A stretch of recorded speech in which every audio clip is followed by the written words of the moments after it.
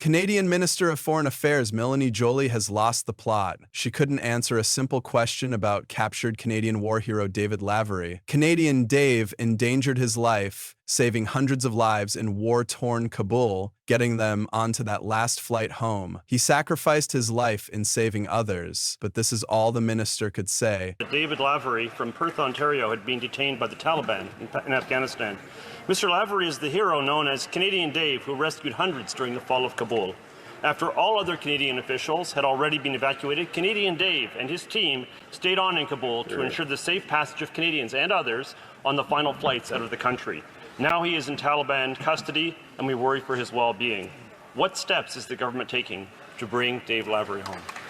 Stay tuned to learn all about the current trials and tribulations of the Canadian Liberal Party, about the charismatic, alleged mistress of the outgoing, disgraced Liberal leader, about her reactions to his timely end, and about the prospect of her becoming Prime Minister herself. Jump on this political roller coaster, strap yourself in, and enjoy this pumpy ride through the tempestuous world of Canadian politics. Très heureux d'être ici ce soir avec la ministre Joly. Cette semaine, le sommet des Amériques à Los Angeles a été très productif. On est tous réunis autour des valeurs communes, plus déterminés que jamais à relever nos défis communs. We had many meetings with leaders from our hemisphere, including bilateral meetings with President Biden and Speaker Pelosi and members of Congress. In this meeting of the Canadian Parliament, the Liberal cabinet has been accused of gross incompetence and corruption. The carbon tax is more important than buying groceries or paying rent, and the Minister of the Environment has benefited the most for the Green Slush Fund. More than 2 million Canadians had to visit a food bank in the last month. Farmers will pay $1 billion in carbon tax by 2030, so their livelihood is endangered. Their so-called housing accelerator has cost billions of dollars and has reduced the construction of houses. Paying his carbon tax is more important than buying groceries or paying rent. Let's go, John. He obviously believes that feeding his obese bureaucracy is more important than Canadians feeding their family. Documents reveal just to administer the carbon tax will cost Canadians more than $800 million by 2030, an increase of 163%. This is at a time when more than 2 million Canadians were forced to a food bank in a single month. If the Prime Minister really believes that Canadians, it's more important to pay the carbon tax than feed their families, call a carbon tax now, and let's find out. Used to hold financial interest in Cycle Capital, which benefited the most from the $1 billion Liberal Green Slush Fund. And today, once again, the Liberals are refusing to produce the uncensored documents for the House and the RCMP on the slush fund. The Liberal cover-up, the obstruction of justice, has been going on for 6 months. Wow. When will the Prime Minister come clean? Send the uncensored documents to the RCMP, and including everything that this corrupt environment minister is involved in. Justin Trudeau and his wife Sophie Gregoire Trudeau announced their separation on May 8, 2023, after 18 years of marriage. The estranged couple insisted that they would continue to co-parent their 3 children, despite their personal split. But who got in between this loyal couple, destroying a solid marriage of 18 years duration? This morning, one of the most recognized couples on the world stage, turning the page on their storybook relationship after 18 years of marriage. Canadian Prime Minister Justin Trudeau and wife Sophie Gregoire Trudeau writing on Instagram, after many meaningful and difficult conversations, we have made the decision to separate.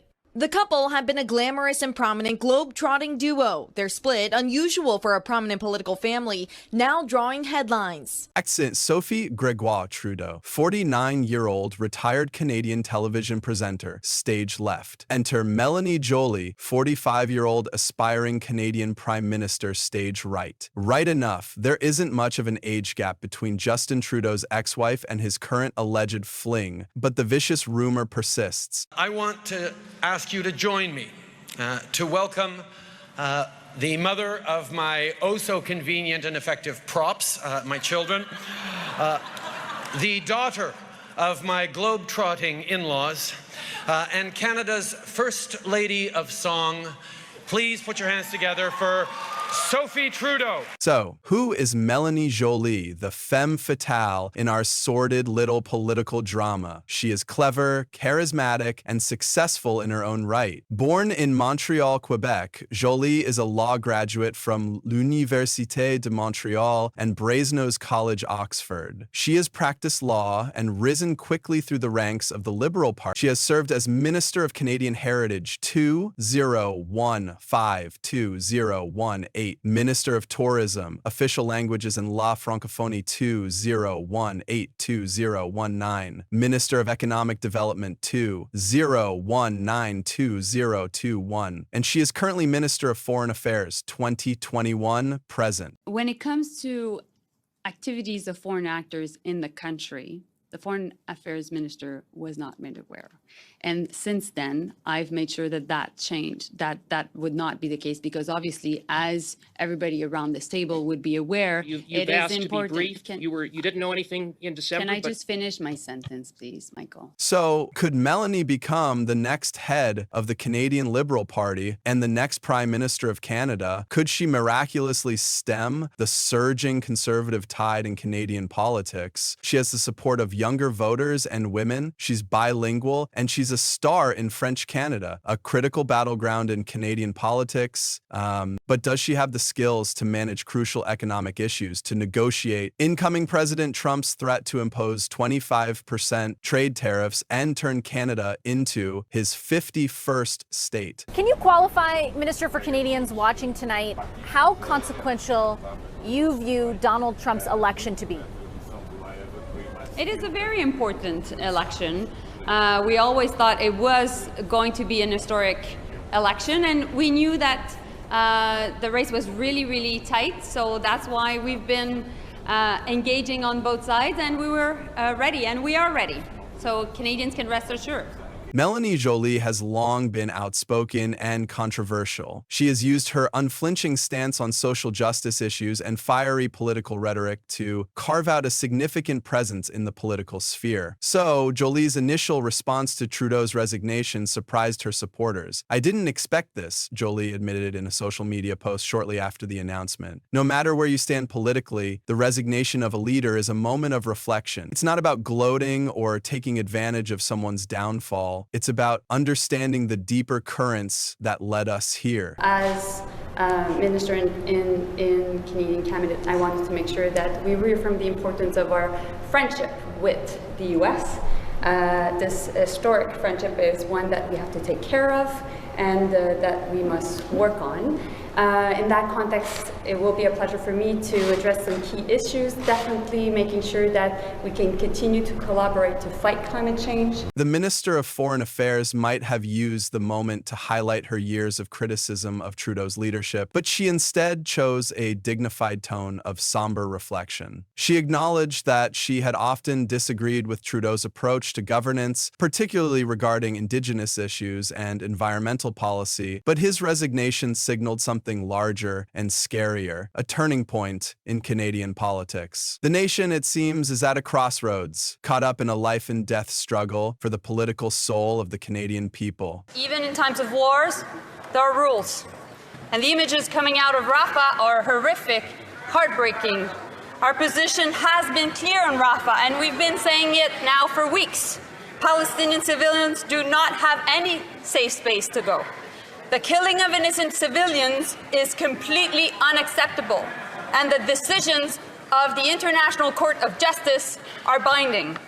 The level of human suffering is catastrophic. In the aftermath of Trudeau's resignation, rumors began circulating that personal scandals might be responsible for his decision to step down. Some of the most salacious speculation centered around an alleged affair. However, Melanie Joly has promptly quelled the rumors. "I've seen the stories and the gossip, and I've no interest in contributing to the noise," she has informed us. "What matters is the future of this country, not salacious speculation about someone's personal personal life. We can't let the media's obsession with drama distract us from the real issues at hand. Joly emphasized the need to focus on policy and governance rather than the private lives of political figures. In doing so, she presented herself as someone committed to the higher principles of political discourse, seeking a future where the Canadian public could focus on pressing matters such as climate change, social justice, and reconciliation with Indigenous peoples. So,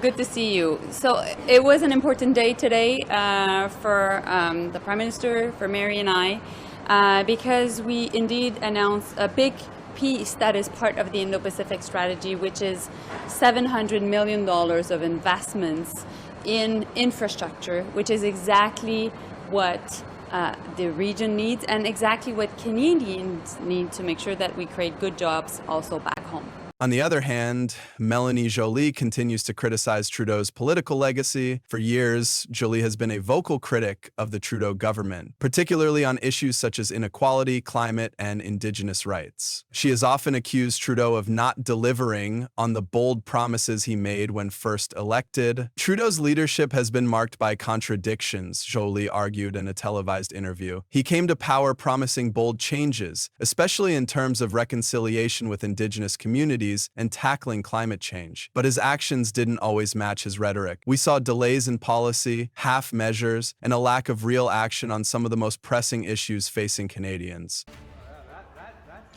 not. Because I won't answer it either. That's not.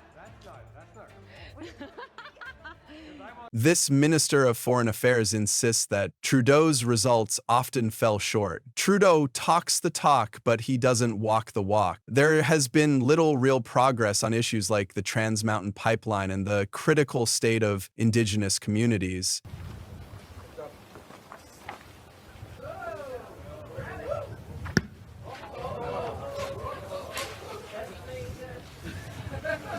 I'll wing it. Good heck. Canada deserves a leader who not only speaks about change but actually brings it, she declares. Trudeau's resignation gives us an opportunity to reset and ask ourselves what kind of leadership we truly need going forward. Trudeau has resigned, creating a leadership vacuum, and Canadians are left leaderless and rudderless. Melanie Joly reacts, "The question we need to ask now is not just who will replace Trudeau, but what kind of leadership do we need moving forward," Joly has said in a blog post. Canada is at a crossroads. Our environmental crisis is accelerating, Indigenous communities remain marginalized, and economic inequality is widening.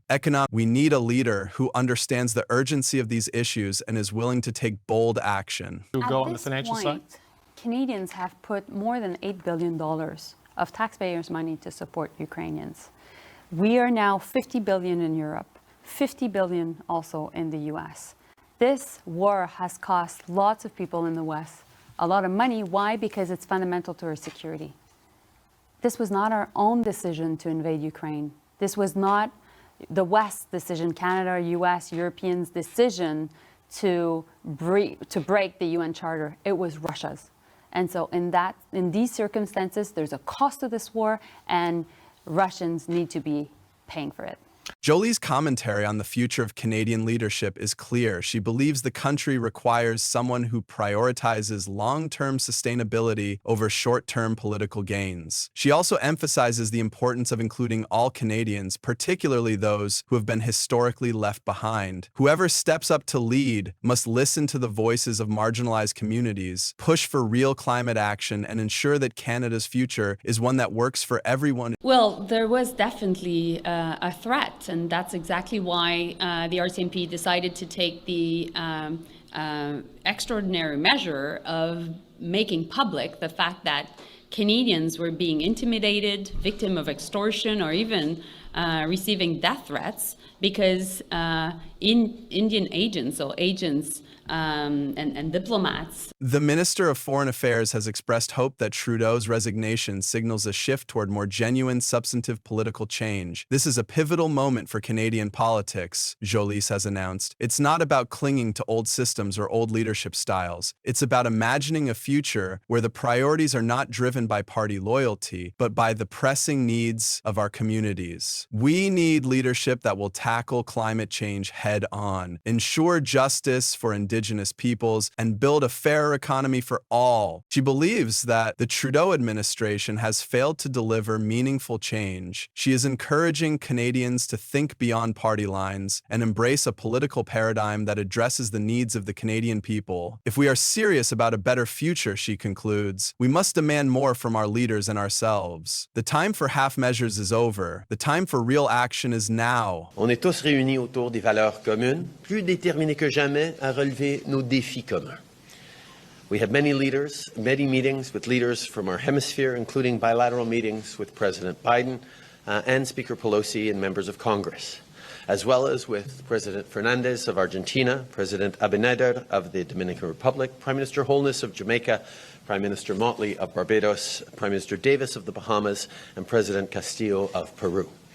We discussed trade and economic growth, promoting and protecting democracy, climate action, gender equality, LGBTQ rights, and the rights of Indigenous people. On the other hand, her influence has begun to wane. Her unyielding demands for economic reforms and stricter environmental policies have been contested. She has refused to engage in dialogue with more moderate liberal groups, and public opinion polls have showed a growing dissatisfaction with her leadership. There are whispers that she might be replaced by a more moderate figure in party or be pressured to step down from her leadership role. Let us know your opinions in the comments section below. Tell us what you think about the rumors of Melanie's indiscretion, about her reaction to Trudeau's resignation, and about her future career in liberal politics. Don't forget to give this video a big thumbs up. Until next time,